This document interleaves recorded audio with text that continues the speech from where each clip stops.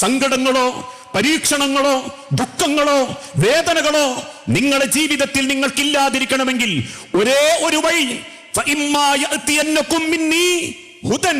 വാനലോകത്ത് അല്ലാഹു തആല നിശ്ചയിച്ച ജിബ്രീൽ ഈ ലോകത്തിന് ഓതിക്കൊടുത്ത, ലോകത്തിന്റെ പ്രവാചകനിലൂടെ ഈ മനുഷ്യരാശിക്ക് അവതരിപ്പിച്ചു കൊടുത്ത വേദഗ്രന്ഥത്തിലേക്ക്, റബ്ബിന്റെ വചനത്തിലേക്ക് നിങ്ങൾക്ക് മടങ്ങാൻ സാധിക്കേണ്ടതുണ്ട്.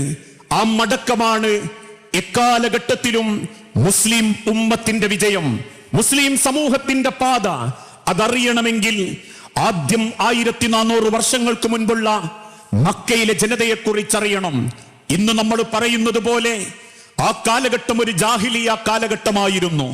അന്ന് ജീവിച്ചിരുന്ന മക്കയിലെ ബഹുഭൂരിപക്ഷം ആളുകളും 3 ലക്ഷ്യങ്ങൾക്ക് വേണ്ടിയാ ജീവിച്ചത്. കള്ളുകുടിക്കണം, പെണ്ണ് പിടിക്കണം, പരസ്പരം യുദ്ധം ചെയ്യണം. ആ കാലഘട്ടത്തെ കുറിച്ച് ചരിത്രം പറയുന്നുണ്ട്. ഓരോരുത്തരുടെ വീട്ടിലും ഓരോ ബിംബങ്ങൾ ഉണ്ടായിരുന്നു.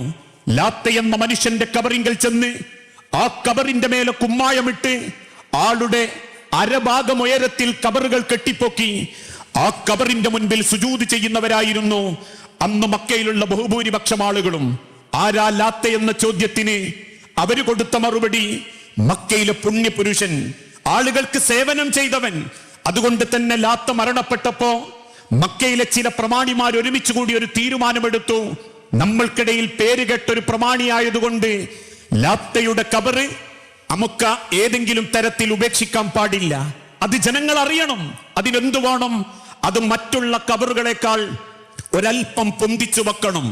ദിവസങ്ങൾക്കുള്ളിൽ ആ പൊന്തിച്ചു നിർമ്മിയ കബറിന്റെ അരികിൽ ചെന്ന് വീണ്ടും അവർ ജനങ്ങളോട് പറഞ്ഞു, ആ കബർ അങ്ങനെ പൊന്തിച്ച് ഉയർത്തി നിർത്തിയത് കൊണ്ട് മാത്രം കാര്യമില്ല.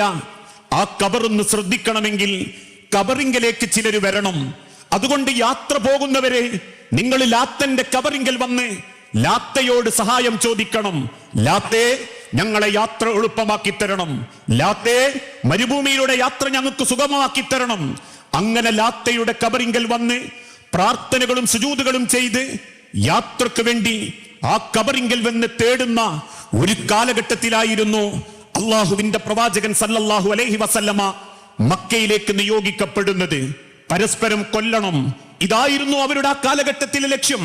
ഒരൊട്ടകമെങ്ങാനും വേലിക്കപ്പുറത്ത് നിന്ന് മറുഭാഗത്തുള്ള എലത്തുന്നതിന്റെ പേരിൽ മാസങ്ങളോളം വർഷങ്ങളോളം പരസ്പരം യുദ്ധം നടത്തി കൊന്നൊടുക്കപ്പെട്ടവന്റെ കൈയും കൊന്നൊടുക്കപ്പെട്ടവന്റെ കാലും മരത്തിൽ പിടിച്ച് കെട്ടിത്തൂക്കിയിട്ട് കൊന്ന അടയാളത്തിന്റെയും അളവിന്റെയും പേരിൽ അഭിമാനം നടിച്ചിരുന്ന 1400 വർഷങ്ങൾക്ക് മുൻപുള്ള മക്കയിലെ ജനത മൂക്കുകുടിയന്മാരായി മൂക്കറ്റം കള്ളുകുടിച്ച് ആ കള്ളിന്റെ തുള്ളിയെങ്ങാനും ഭൂമിയിലേക്ക് ഉറ്റി വീഴുമ്പോ ആ ഉറ്റി വീണ കള്ളിന്റെ ഭാഗത്തൊരു വരച്ച്, ഞങ്ങൾക്ക് കള്ളാകാൻ പറ്റിയില്ലല്ലോ, കള്ളായിരുന്നെങ്കിൽ ഞങ്ങൾക്കും ആ കള്ളു കുടിച്ച് മരിക്കാമായിരുന്നു എന്ന് ചിന്തിച്ചിരുന്ന, അങ്ങേയറ്റം മദ്യത്തിനടിമപ്പെട്ടിരുന്ന മക്കയിലെ ഒരു ജനത.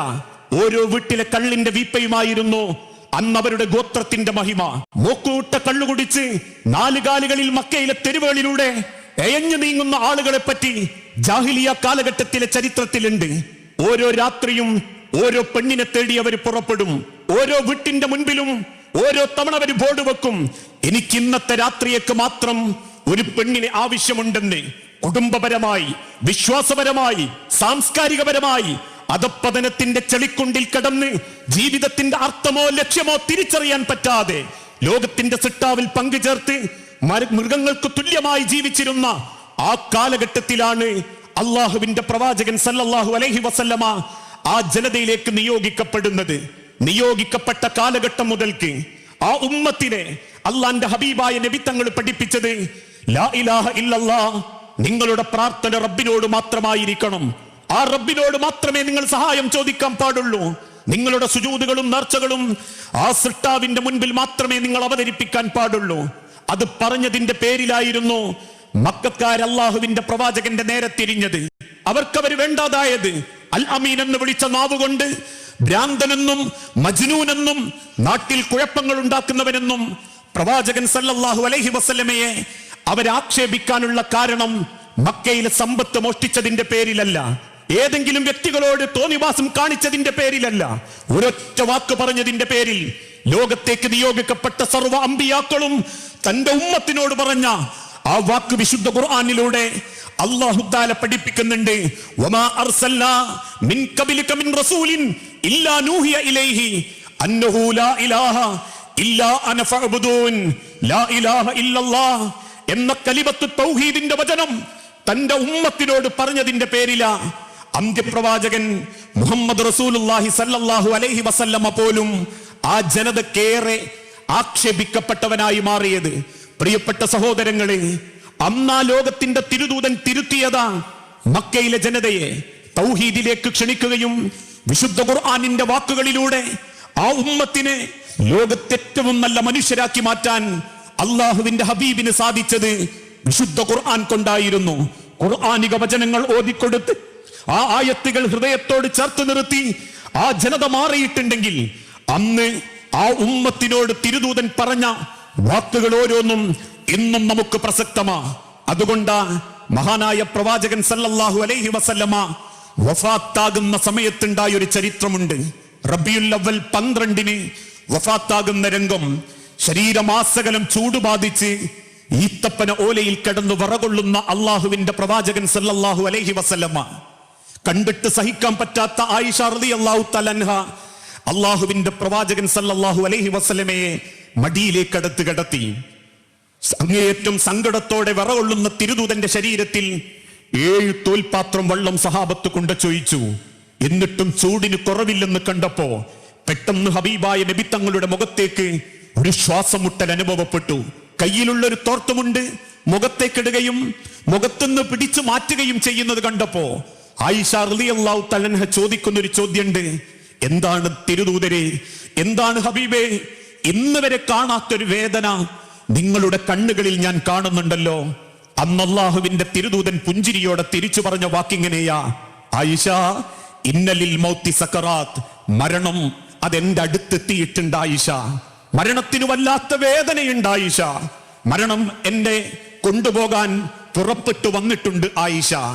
ആ വാക്ക് കേട്ട ഉടനെ അള്ളാഹുവിന്റെ ഹബീബായ നബി തങ്ങൾ ബോധം കെട്ടു വീണു. ആ ബോധം തെളിഞ്ഞ ഉടനെ വീണ്ടും ആയിഷ ബീവിന്റെ മടിയിൽ തലവെച്ച് പ്രവാചകൻ സല്ലല്ലാഹു അലൈഹി വസല്ലമ കൊടുക്കുന്ന ഉപദേശം, ലഅനത്തുല്ലാഹി അലൽ യഹൂദി വന്നസാറ, ജൂത ക്രൈസ്തവന്മാരെ അള്ളാഹു ശപിച്ചിരിക്കുന്നു. എന്തിനാണ് റബ്ബ് അവരെ ശപിച്ചത്? ഇത്തഖദു ഖുബൂറ അംബിയാഇഹിം മസാജിദ, അവരുടെ അമ്പിയാക്കൾ മരണപ്പെടുമ്പോ ആ മരണപ്പെട്ട അമ്പിയാക്കളുടെയും ആ പുണ്യ പുരുഷന്മാരുടെയും കബറുകൾക്ക് മേലെ മസ്ജിദുകൾ ഉണ്ടാക്കി അവിടെ ചെന്ന് പ്രാർത്ഥിക്കുകയും ആ കബറാളികളോട് പ്രാർത്ഥിക്കുകയും കബറിന്റെ മുൻപിൽ സുജൂദ് ചെയ്യുകയും ചെയ്യുന്ന ആ ജനതയെ അള്ളാഹു ശപിച്ചിരിക്കുന്നു. ഇത് പറഞ്ഞതിന് ശേഷം ഉമ്മത്തായ തന്റെ ജനങ്ങളോട് തിരുദൂതൻ കൊടുക്കുന്നൊരു വസിയത്തുണ്ട്. സ്വഹാബാക്കളെ, ലാ തജ്അൽ കബരി വസനൻ യുഅബദ്, ഞാനാണ് മരിക്കുന്നതെങ്കിൽ പോലും ലോകത്തിന്റെ അഷ്റഫുൽ ഖൽഖായ മുഹമ്മദ് മുസ്തഫ റസൂലുള്ളാഹി സ്വല്ലല്ലാഹു അലൈഹി വസല്ലമ എന്ന ഞാനാണ് മരണപ്പെടുന്നതെങ്കിൽ പോലും ലാ തജ്അൽ കബരി വസനൻ യുഅബദ്, എന്റെ കബറിനെ നിങ്ങൾ ആഘോഷത്തിന്റെ സ്ഥലമാക്കി മാറ്റരുത്. എന്റെ കബറിനെ നിങ്ങൾ ആരാധനയുടെ സ്ഥലമാക്കി മാറ്റരുത്. എന്റെ കബറിങ്കൽ വരാനോ, എന്റെ കബറുകൾ കെട്ടിപ്പൊക്കാനോ, എന്റെ കബറിൽ കുമ്മായമിടാനോ, എന്റെ കബറിന്റെ അരികിൽ വന്ന് പ്രാർത്ഥിക്കാനോ, എന്റെ കബറിൽ ആഘോഷങ്ങൾ സംഘടിപ്പിക്കാനോ പാടില്ല സഹാബത്തെ. ആയിഷ അവരോട് പറയണേ, ആയിഷ ലാ തജ്അൽ ഖബരി ഈദാ, ഒരിക്കലും എന്റെ കബറിനെ ആഘോഷത്തിന്റെ സ്ഥലമാക്കി മാറ്റരുതേ എന്ന് അവരോട് പറയണേ ആയിഷ. ഈ വസിയത്ത് കൊടുത്ത് വഫാത്തായ ലോകത്തിന്റെ പ്രവാചകനേക്കാൾ ഈ ലോകത്തെ ആരാ ശ്രേഷ്ഠൻ?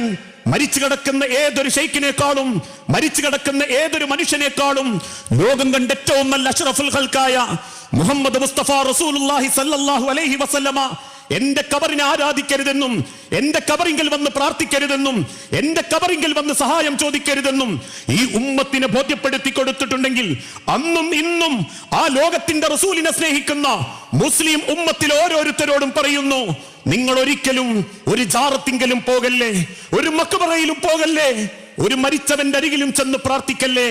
കാരണം മക്കയിലെ ജനങ്ങൾ ഈ ചോദ്യം ചോദിച്ച സമയത്ത് ലോകത്തിന്റെ ഹബീബായ നബി തങ്ങൾ ഓതിക്കൊടുത്തൊരു വാക്കുണ്ട്, സഅലക ഇബാദി അന്നി വഇന്നി ഖരീബ് ഉജീബു ദഅവത ദാഇ ഇദാ ദഅൻ.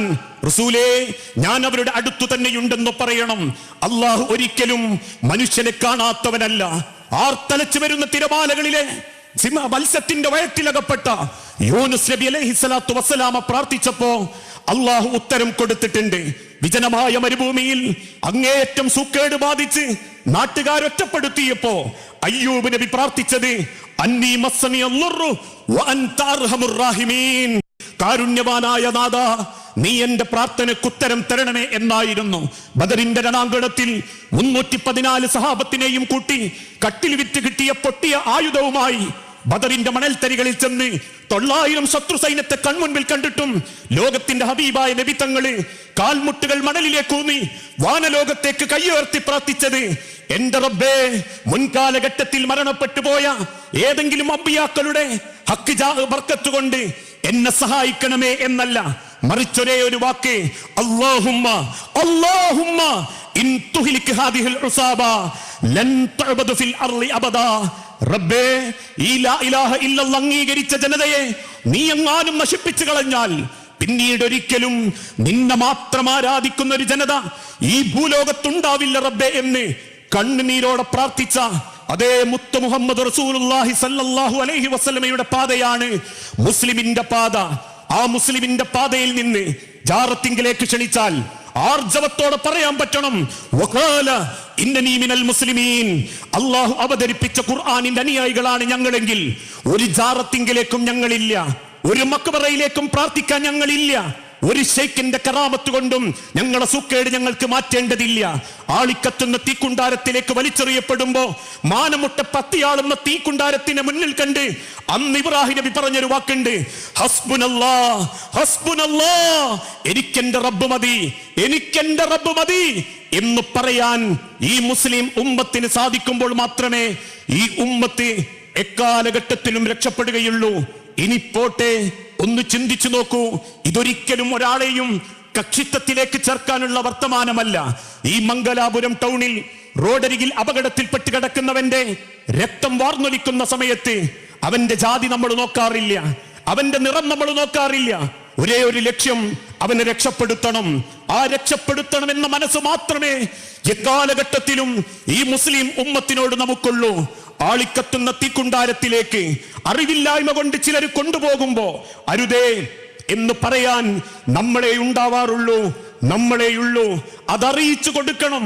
ഈ കൗമിനെ പേപ്പിക്കുന്നവർക്ക് മുൻപിൽ, ഈ കൗമിനെ ജഹാലത്തിലേക്ക് കൊണ്ടുപോകുന്നവർക്ക് മുൻപിൽ വിശുദ്ധ ഖുർആനിലെ ഒരായത്തോതിയിട്ട് നമുക്ക് പറയാൻ പറ്റണം, അല്ലാഹു ലാ ഇലാഹ ഇല്ലാ ഹുവൽ ഹയ്യുൽ ഖയ്യൂം ലാ തൗഖുദുഹു സിനത്തുൻ വലാ നൗമുൻ ലഹു മാ ഫിസ് സമാവാതി വമാ ഫിൽ അർളി മൻ ദല്ലദീ യശ്ഫഉ ഇൻദഹു ഇല്ലാ ബിഇദ്നിഹി യഅലമു മാ ബൈന ഐദീഹിം വമാ ഖൽഫഹും.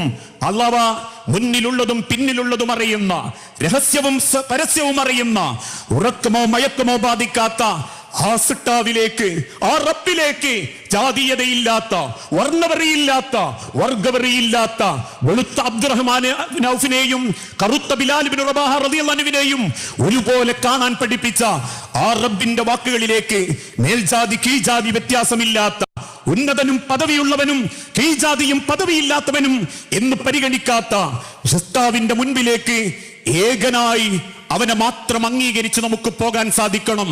ഇനിയൊന്ന് ചിന്തിച്ചു നോക്കൂ. തന്റെ തിരിച്ചറിവിലേക്ക് മനസ്സ് കൊടുക്കുന്ന ഏതൊരാൾക്കും രക്ഷപ്പെടണമെങ്കിൽ ഒരൊറ്റ വാക്ക്, ഒരു ചരിത്രം മാത്രം നമ്മൾ മനസ്സിലാക്കിയാൽ മതി. മക്കയിൽ നിന്നും കൊടിയ പീഡനം കൊണ്ട് മദീനയിലേക്ക് അള്ളാഹുവിന്റെ ഹബീബായ നബി തങ്ങൾ ഹിജ്റ പോയി. വർഷങ്ങൾക്ക് ശേഷം തിരിച്ചു മദീനയിൽ നിന്ന് മക്കയിലേക്ക് ഒരു വിജയത്തിന്റെ വരവുണ്ട്. മക്കയിലെ ശത്രുക്കൾ ഓരോരുത്തരും പ്രതികാരം കാത്തിരിക്കുന്ന സമയം, ഓരോരുത്തരും ഭയപ്പാടോടെ മക്കയിൽ കാത്തിരിക്കുമ്പോ തന്റെ 100 കണക്കിന് അനുയായികളുടെ കൂടെ പ്രവാചകൻ സല്ലല്ലാഹു അലൈഹി വസല്ലമ മക്കയിലേക്ക് കാലുകുത്തി. മക്കയിൽ കാലുകുത്തുന്ന ഉടനെ ഏതൊരു മനുഷ്യനും അറിയാനുള്ളത് എന്താണ് അള്ളാഹുവിന്റെ ഹബീബിന്റെ ആദ്യത്തെ ഭരണ പരിഷ്കാരം എന്നായിരുന്നു. ആ ഭരണ പരിഷ്കാരം അറിയാൻ വേണ്ടി മുഴുവൻ സഹാബാക്കളും കാത്തു നിൽക്കുമ്പോ കയ്യിലുണ്ടായിരുന്ന ഒരു മൺവെട്ടിയും ഇരുമ്പിന്റെ പാരയും മകളുടെ ഭർത്താവ് അലി ഇബ്നു അബീ ത്വാലിബ് റളിയല്ലാഹു അൻഹുവിന്റെ കയ്യിൽ കൊടുത്ത് അള്ളാന്റെ ഹബീബായ നബി തങ്ങൾ കൊടുത്തൊരു ഉപദേശമുണ്ട്. മോനെ അലി, ഒരാളുടെ നെരിയാണിക്ക് മുകളിലേക്ക് പൊങ്ങി നിൽക്കുന്ന മുഴുവൻ കവറുകളും നീ അടിച്ചു നിരപ്പാക്കണം. ഒരു കവറ് പോലും നീ വിട്ടേക്കരുതേ അലി. അതാരുടേതെന്ന് പറഞ്ഞാൽ ശരിയും, നെരിയാണിക്ക് മുകളിലേക്ക് പൊങ്ങി നിൽക്കുന്ന കുമ്മായമിട്ട കെട്ടിപ്പൊക്കിയ സർവ കബറുകളും നീ അടിച്ചു നിരപ്പാക്കണേ അലി.